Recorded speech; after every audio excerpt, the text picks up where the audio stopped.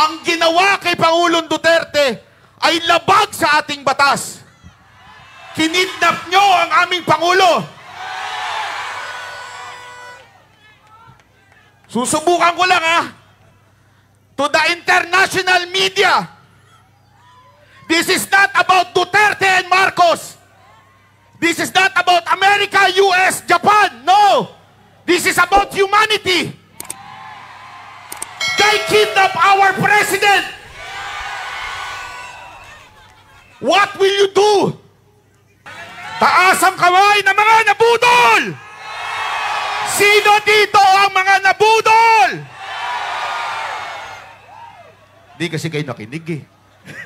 Biro lang. Pero, alam niyo po, hindi ko po talaga alam ang sasabihin ko dahil ilang araw na po kung walang tulog.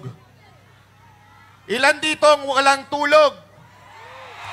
Hindi kayo makatulog dahil sa nangyari kay Pangulong Duterte. Ilan sa atin?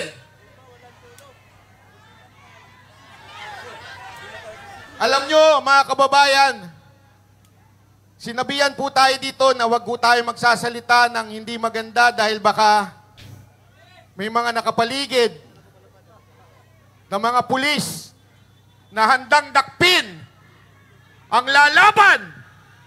Pero ito lang ang sasabihin ko sa inyo. Kayong mga pulis na naandyan, alam nyo sa puso nyo na mali ang ginawa ni Torre. Alam ninyo na abusado na ang gobyernong ito. Kung hanggang ngayon nagbubulag-bulagan pa kayo, anong tawag sa inyo? Traidor sa bayan na ito. Tandaan nyo mga kababayan, mga pulis, kayo ang kakausapin ko ngayon. Sinasabi nila na hindi applicable yung Article 59. Mali po yun. Bakit? Ginamit nila ang Article 7 para hulihin si Pangulong Duterte. Hindi pa pwedeng sundin ng isang article, yung isa hindi. Kahit ang Biblia sinabi yan. Tandaan nyo sa James 2 verse 10, basahin nyo. Sundin mo man ang lahat pero may mamiss kang isa. Guilty ka sa lahat. Ang ginawa kay Pangulong Duterte ay labag sa ating batas. Kinidnap nyo ang aming Pangulo. Susubukan ko lang to the international media. This is not about Duterte and Marcos. This is not about America, US, Japan. No. This is about humanity. They kidnap our president. What will you do? Uulitin ko po, hindi tayo nananawagan dito ng kaguluhan, rebellion. Dahil ako po ay against dyan. Dahil I believe in Romans 13 verse 1, submit to the authority. Pero, kailangan natin ilabas ang sama ng ating loob dahil yan ay protektado ng ating konstitusyon. Ito ang ginagawa namin ngayon. Ang aming damdamin ay nilalabas dahil mali ang ginawa ng gobyernong ito sa isang Pilipino. Nakita niyo si tatay kagabi? Kung hindi ka nadudurog doon, hindi ka Pilipino. Ang dami kong napanood mga kababayan. Hindi ho sila political. Pero nakita nila yon, nadudurog sila. Bakit? Ang isang Pilipino nakaupo sa puti. Akala ko ba malaya tayo? Akala ko ba malaya ang Pilipinas? Bakit Amerika o puti ang umuusig sa ating Pangulo? Hindi kami nagagalit kung gusto nyong usigin sa Korte ng Pilipinas. Yan ang tama, due process yan eh. Pero puti, hindi kami papayag dyan. Mali po yan. Alam niyo po, yan ang ginawa sa KOJC. Marami sa atin ang hindi masyado pang naniwala noon. Baka naman hindi tuloy-tuloy ito. Hanggang kinulong si Pastor Kibuloy, inusig ng mga maling warrant. Tapos sinunod nila si Pangulong Duterte. Ito ang tanong ko sa inyo. Kayo mga Pilipinong tulog pa, kailan kayo gigising pag may mangyari na kay Pangulong Duterte? Kung may mangyari na kay VP Sara, ikulong din siya? Kailan kayo magigising? Kaya mga kababayan, nananawagan po ako sa inyo, imulat natin ang mata ng mga kababayan natin. Dahil ako naniniwala sa iba't ibang parte ng probinsya, nagising na po sila. Kaya mga kababayan, ngayong araw to meron lang ako isang tatawagin. Itong tao na to, noong pasasalamat sa Luneta, ay binu. Bakit?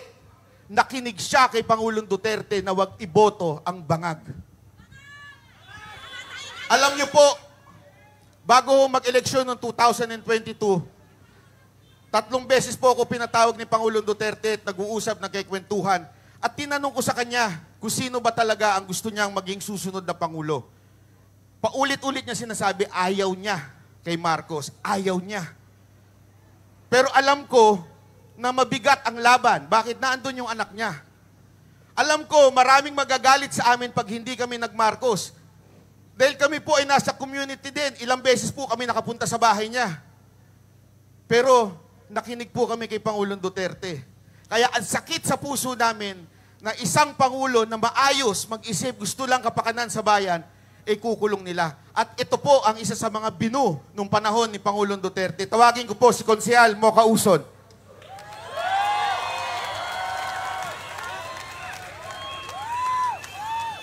Duterte! Duterte!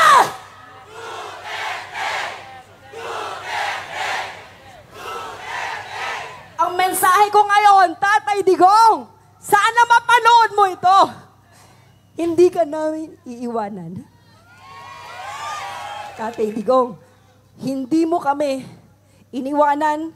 Ikaw lang ang leader ng bansa na ito na lumaban sa kriminalidad, droga at korupsyon mata sa mata. Inalay mo, Tatay Digong, ang buhay mo para sa amin, para sa aming bayan. Kaya Tatay Digong, kung nakikinig ka at napapanood mo ito, hindi ka namin iiwanan. Tatay Digong, kahit nandyan ka, mag-isa, sa The Hague, the Netherlands, kasama mo kami. Lagi kang nasa aming panalangin. Tatay Digong, mahal ka namin. Mahal niyo po ba si Tatay Digong? Kayo po ako masaya ngayon kasi nakikita ko po yung mga muka noong nakasama natin noong kampanya. Taas ang kaway ng mga nakasama natin. Hindi po natin iiwanan si Tatay Digong. Panghuli na lamang po, ngayon ako ay gustong kausapin po ang ating mga OFWs. May OFWs po dito. At mga nanonood na mga kababayan po natin. Kung kayo ay naniniwala na may ginawang mabuti si Tatay Digong sa ating bansa, kung kayo ay naniniwala na nawala ang droga, bumagsak ang krimen, at naging mas mapayapa ang ating mga kalsada, naging mas maganda ang takbo ng Pilipinas, ngayon ang panahon para magsalita kayo. Ngayon ang panahon na umaksyon po tayo. Hindi ko po sinasabi na magrebelde tayo. Kahit isang tao lang ang pumunta rito, pupunta ako. Ganon din po ba kayo? Iparamdam po natin kay Tatay Digong ang ating pagmamahal at hindi po natin siya iiwanan. Ayun lamang po, maraming salamat po. Iisa lang ang kulang talaga dito eh. Sino? Si Tatay Digong. Kaya, bring back Tatay Digong! Bring PRRD home! Diyos na po ang bahala. Sabi sa Biblia, hindi mo ba? Vengeance is the Lord's. Maraming salamat po. Mabuhay ang Pilipinas!